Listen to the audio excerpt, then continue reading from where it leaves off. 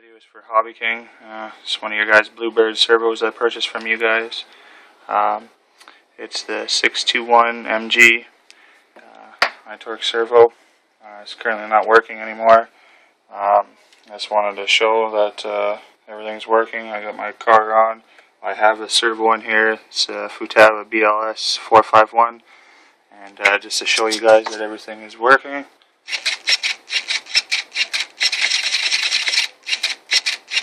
Okay, and then I will unplug the Futaba.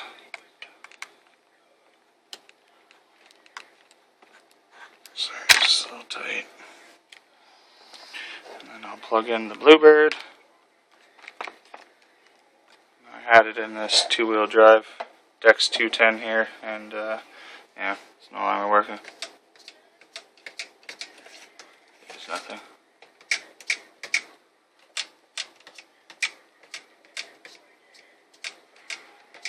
Nothing. And everything's still currently on.